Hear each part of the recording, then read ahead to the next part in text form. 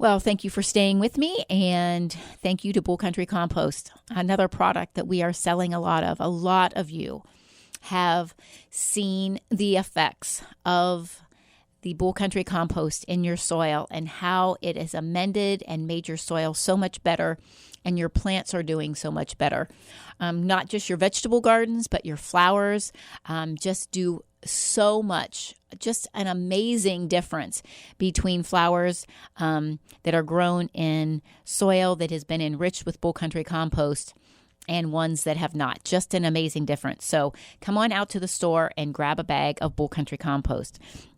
Well, if you have questions or you just need something, we would love you to come out to the store. But if you have a question and you're hesitant to come out, you're still, really keeping that social distancing and staying at home most of the time, you can email me your questions at Cindy Petitti, that's CindyPetitti @gmail.com.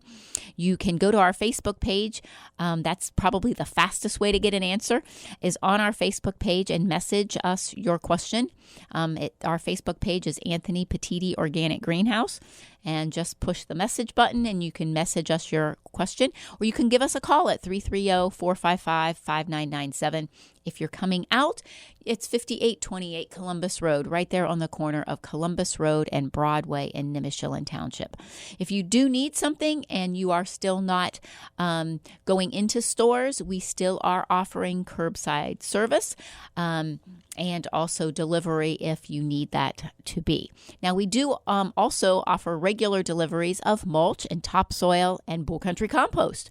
And so if you need those products, we can help you figure out and do the math of how much you're going to need by just getting a few measurements from you about how large your area is, how thick you want to put your material.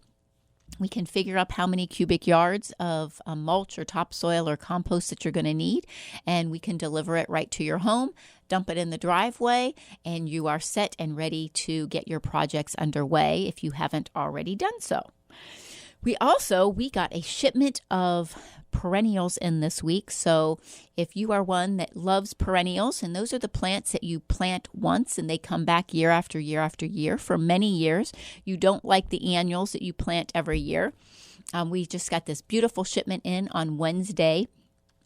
And they are some absolutely gorgeous flowers. So many different varieties. Many of you have been asking for lavender. We did get another shipment of lavender in with this shipment of perennials. So we have a lot of those very useful perennial flowers, as well as some that are just beautiful, that are good for our psyche. So it's nice to have all of those.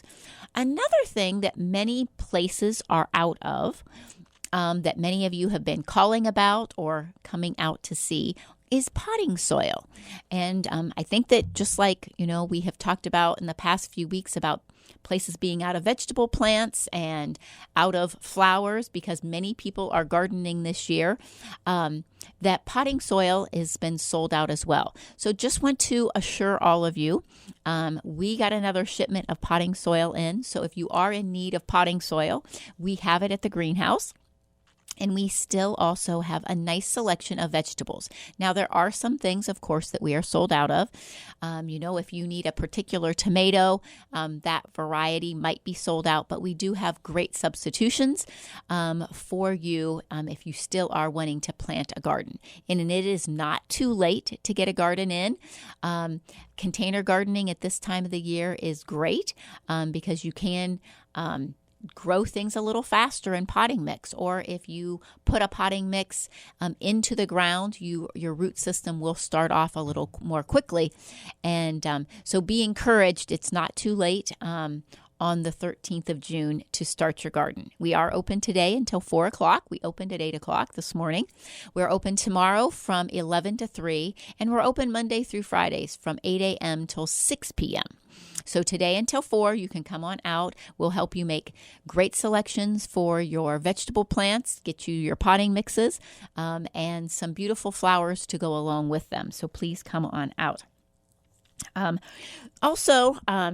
We have a few more questions about some issues that people are having.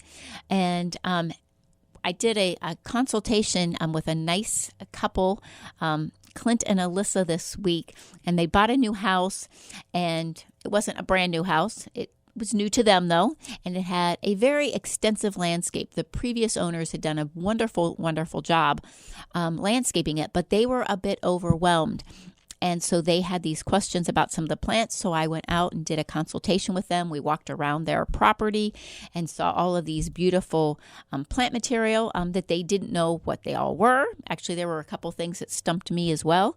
I had to do some investigating, but they just were overwhelmed with how much was there and how to maintain it.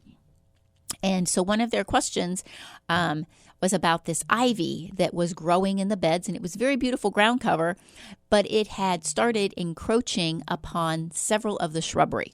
It was inside their azaleas, it was going up a tree, and they were wondering if they should leave that. And so this question, I thought probably a lot of people have this question, and this can be an issue for your trees and shrubs. Ivy can be great and beautiful. It does help reduce weeds. It covers a bed so it doesn't need mulched. So it can be a great plant, but also it can be a little invasive at times. So you really do need to make sure that if you have a ground cover, and it really doesn't matter what that ground cover is, if you have a ground cover and it starts encroaching upon your shrubbery and it actually is getting in and wrapping around branches and maybe the main stem of the plant, it is going to cause some damage to that plant. It can choke it out eventually. So if you do have ground cover growing in your flower beds, cutting it away from the base of the plant and out of the plant's branching system or off of the trunk of a tree is always going to be a good idea for the longevity and the health of the shrub that's there. You want to make sure that that ivy or whatever the ground cover is outside of that. Also, if it's growing across a walkway, sometimes it can be pretty. And if you don't use the walkway, not an issue. But in their case, it was doing the same thing. They didn't even know that a walkway existed through the one flower bed. It was a beautiful flagstone property or flagstone walkway going through the beds of this property, and they didn't even know they were there because the ivy had completely covered it up. So in those cases, if you want to utilize that walkway, you can always cut that ivy right away, and it doesn't hurt. Clint had asked, well, if you cut it away, is that going to kill it? No, there is a base to the plant where it was planted, a great root system established, as you can tell, because the plant is growing so well. You can go ahead and cut that off of that walkway. And in some instances, if it's at the right time of the year, the ground is still moist and you move quickly once you cut it off, a lot of times there'll be some roots on those runners, and you can actually move it to some other part of your landscape and put it in some nice loose soil. Maybe put down some biotone from Espoma to encourage root growth quickly, and you can transplant that ivy or that ground cover into another area. So it might be something that you want to do. You can save some money that way instead of buying some new, but utilize it in another area and then still be able to have the walkways, save the shrubbery that you have in your landscape.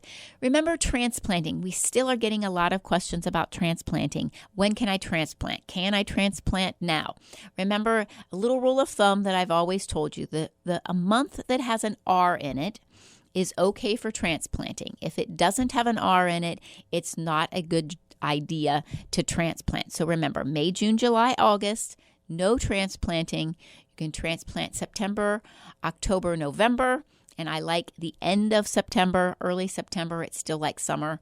And then March and April are also great months to do some of that transplanting. So we want to make sure that you're doing that. If you are still looking for some tomatoes and you're looking for some interesting ones, follow us on Facebook. We are posting a tomato of the day right now, and they're all interesting tomatoes, heirlooms that you might not have tried before. I always put on a nice little description of the tomato, a photo of what the tomato looks like, so that you can follow that along. But if you are interested in doing some of these interesting heirloom types, they do make a beautiful tomato salad, different colors, different textures. So it's very, very interesting to follow along with those tomatoes. To let you know, we do have another shipment of landscape plants coming in within about the next 10 days. So if you are looking to do some re-landscaping, we will have a new shipment of landscaping plants. We still have a nice selection right now, but we have sold out of a few things, and we do have that new shipment of landscaping plants coming in. We want to answer one more question that someone had called in this week about, and that was their fruit trees, and they were having issues with their fruit trees still, and they didn't know if they could still spray. Yes, we always encourage you to spray real early, then right after flowering, when you just start to have new leaf, and then with fruit formation.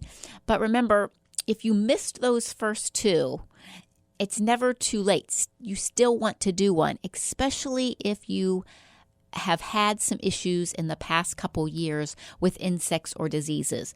Hopefully, if you did have those issues, you jumped on this right away early in the spring. But if you didn't, things got away from you.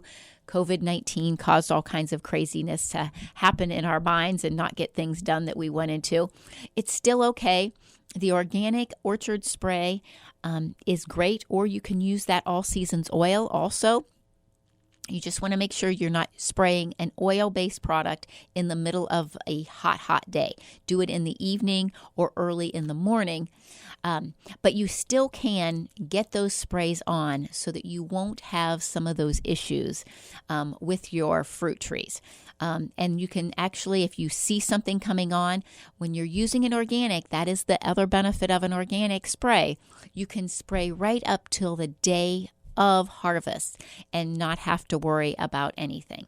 So just some tips if you didn't get your fruit tree sprayed, and you still can go ahead and do that.